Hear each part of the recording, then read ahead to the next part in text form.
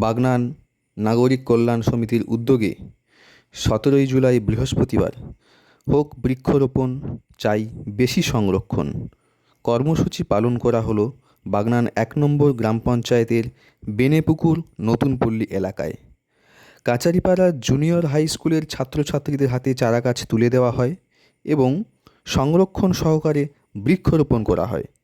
এই কর্মসূচিতে উপস্থিত ছিলেন হাওড়া জেলা পরিষদের বনভূমি কর্মাধ্যক্ষ মানস কুমার বসু, প্রাক্তন পঞ্চায়েত সমিতির সভাপতি নয়ন হালদার, বাগনান 1 নম্বর গ্রাম পঞ্চায়েত সমিতির সহসভাপতি পঞ্চানন দাস, প্রাক্তন প্রধান আব্দুল মান্নান, পঞ্চায়েত সদস্যা অনিন্দিতা মাইতি, পঞ্চায়েত সদস্য নবাব মল্লিক, বাংলার মহিলা ক্রিকেটার অনিন্দিতা চ্যাটার্জি, প্রাক্তন উপপ্রধান তরুণ পাল, অনুষ্ঠানের সভাপতি প্রসূন কুমার মিত্র মহাশয় বলেন গাছ লাগানোর থেকে বাঁচানো বেশি জরুরি।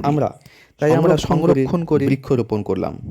মুখ্য সংগঠক আজিজুল বেগ সবাইকে অভিনন্দন জানান এবং সংগঠনের সম্পাদক চন্দ্রনাথ বসু বলেন, আমরা গাছ সংরক্ষণ করেছি এবং 25টি সুপারি গাছ রোপণ করেছি। এছাড়াও 100টি চারা গাছ বিতরণ করা হয়েছে সংগঠনের পক্ষ থেকে। তিনি আরও বলেন, বাস্তুতন্ত্রের ভারসাম্য বিকৃত হওয়ার সাথে সাথে জীববৈচিত্র্যের ব্যাপক পরিবর্তন ঘটেছে, যা আমাদের কাছে অত্যন্ত বিস্ময়কর এবং জলাজঙ্গল ও গাছপালা ক্রমাগত কমে যাওয়ার সাথে সাথে বৃক্ষ ও জলাজঙ্গল অবলম্বনকারী প্রাণীসমূহের বিলুপ্তি ঘটছে। তাই এই বিশ্বকে আগামীর শিশুদের বাসযোগ্য করে যাওয়ার জন্য আমরা দৃঢ় অঙ্গীকারবদ্ধ। সভাপতি প্রসূন কুমার মিত্র সকলকে অনুরোধ করেন, কেউ গাছ কাটলে অবিলম্বে প্রশাসনকে জানান।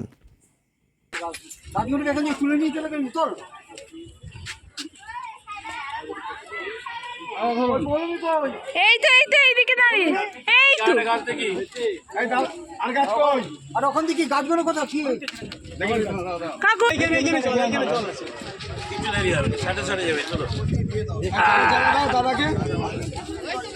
আরে হাতগুলো সরাও, তোমরা জলটাকে আগে ঠেলে দিলে হবে, হাত সরাও। বলো